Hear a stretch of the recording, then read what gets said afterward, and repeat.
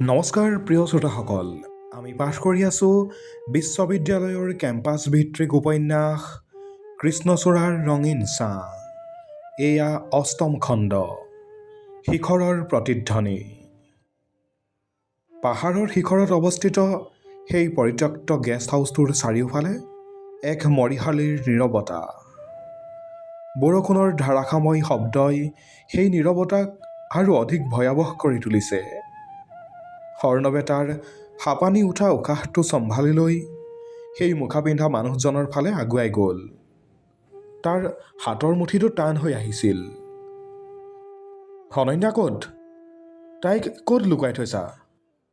অৰ্ণৱৰ ডিঙিৰ শিৰবোৰ ফুলি উঠিছিল। মুখা পিন্ধা মানুহজনে একো উত্তৰ নিদিলে। সি কেৱল এটা চিতাবাঘৰ দৰে চকুৰে অৰ্ণৱক নিৰীক্ষণ কৰিলে।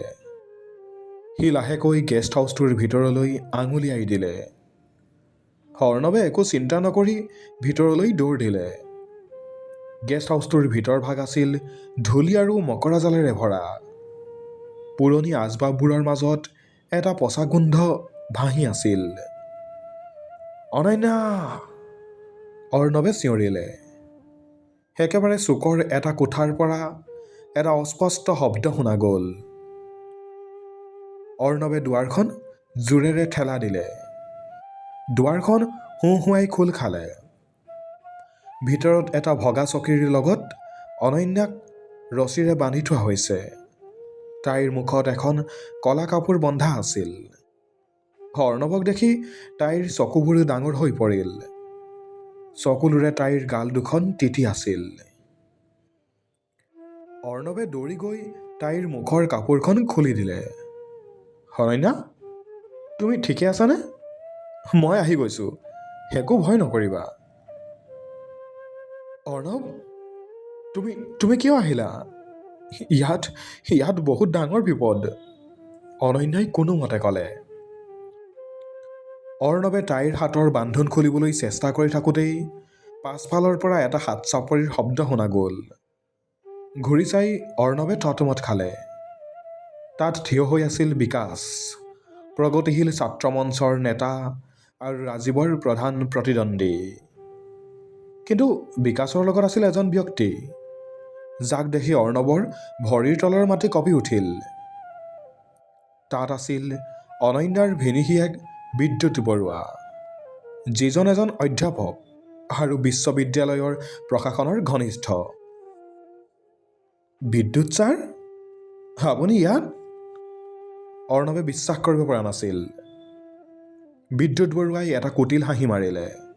অৰ্ণৱ, তুমি বৰ বেছি বুদ্ধিয়ক হ'বলৈ চেষ্টা কৰিছিলা। নিৰ্বাচনৰ সময়ত শান্তিৰ কথা কৈ তুমি আচলতে কাৰ লোকচান কৰিছিলা জানা? মোৰ।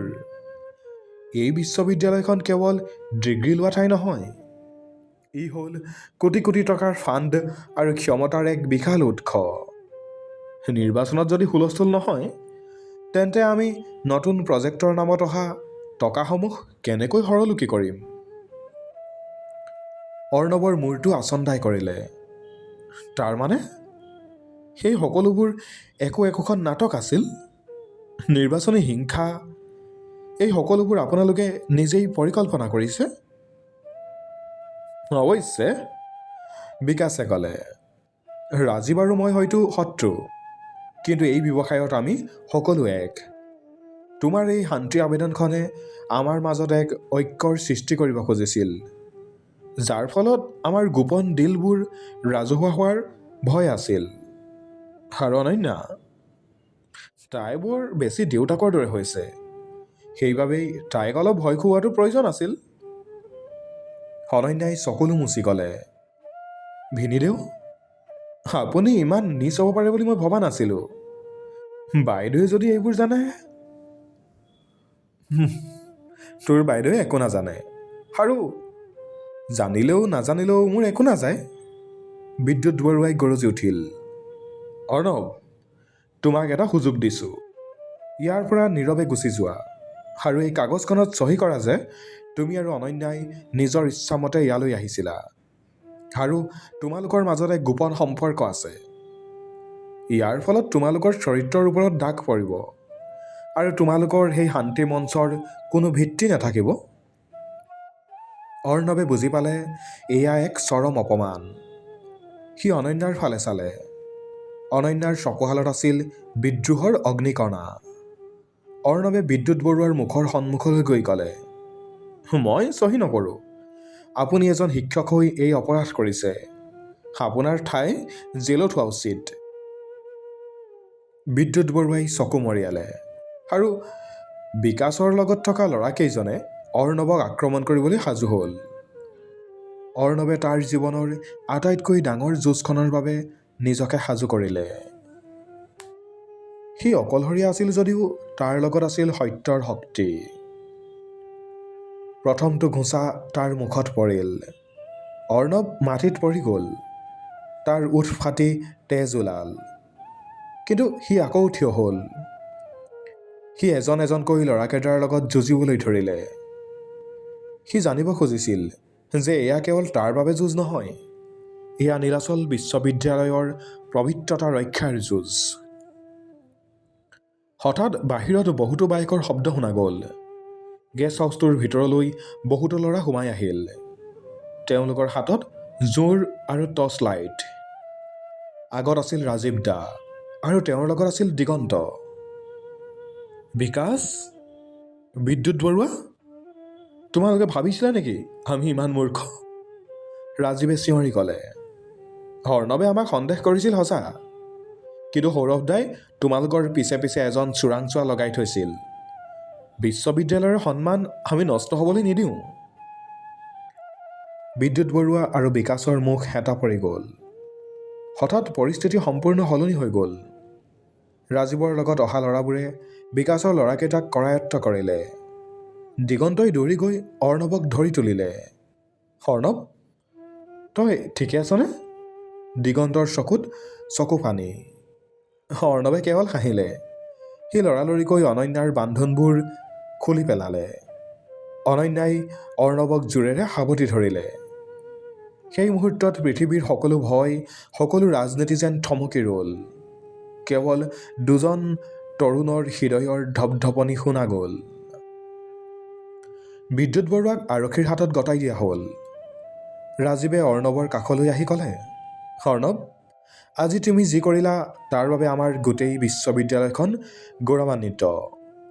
তোমাৰ এই সাহস আৰু অনন্যাৰ সততাই প্ৰমাণ কৰি দিলে যে ৰাজনীতিৰ ঊৰ্ধতো এক মানৱতা থাকে।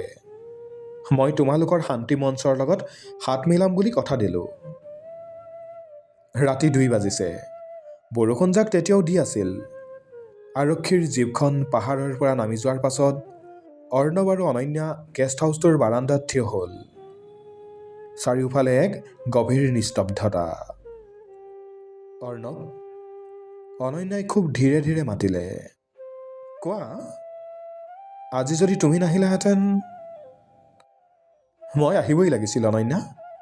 মোৰ ডায়েৰীত মই লিখিছিলোঁ যে মই তোমাৰ বাবে সদায় ছাতি এটা ধৰিবলৈ সাজু হৈ থাকিম। পাহাৰৰ এই শিখৰত ছাতিৰো নাছিল যদিও মোৰ মনৰ বলটো আছিল। অনন্যাই অৰ্ণৱৰ হাতখন ধৰিলে। তাইৰ হাতখন তেতিয়াও কঁপি আছিল। অৰ্ণৱে অনুভৱ কৰিলে যে এই যাত্ৰা এতিয়াও শেষ হোৱা নাই। এয়া কেৱল আৰম্ভণিহে। বিশ্ববিদ্যালয়ত এতিয়া নতুন সূৰ্যোদয় হ'ব। কিন্তু সেই সূৰ্যোদয়ত কৃষ্ণচূড়াৰ ৰং তেজৰ দৰে নহয়, প্ৰেমৰ দৰে ৰঙীন হ'ব। সিহঁত দুয়ো পাহাৰৰ পৰা নামি আহিল। দূৰৈৰ হোষ্টেলৰ লাইটবোৰ চাকিৰ দৰে জ্বলি আছিল। অৰ্ণৱে আকাশলৈ চাই ভাবিলে, নীলাচলৰ আকাশে আজি এক নতুন কবিতাৰ জন্ম দিলে। সি নিজৰ ৰুমত গৈ তাৰ ডায়েৰীত লিখিলে, শিখৰত থিয় হৈ আজি মই উপলব্ধি কৰিলোঁ, আন্ধাৰ যিমানেই গভীৰ নহওক কিয়, এমুঠি পোহৰেই যথেষ্ট তাক দূৰ কৰিবলৈ। অনন্যা, আজিৰ পৰা আমাৰ কাহিনীটো এক নতুন সুৰেৰে আগুৱাব। প্ৰিয় শ্ৰোতাসকল, পৰৱৰ্তী খণ্ডত বিদ্যুৎ বৰুৱাৰ গ্ৰেপ্তাৰৰ পাছত বিশ্ববিদ্যালয়ত কেনে প্ৰতিক্ৰিয়া হ'ব? অনন্যাৰ বাইদেউকে কেনেকৈ ল'ব এই সত্যক? আৰু অৰ্ণৱৰ জীৱনলৈ আহিব এগৰাকী নতুন অতিথি। যিয়ে কাহিনীটোক এক আচৰিত মোৰ দিব। এয়া জানিবলৈ আমাৰ সৈতে সংযুক্ত হৈ থাকিব। ধন্যবাদ।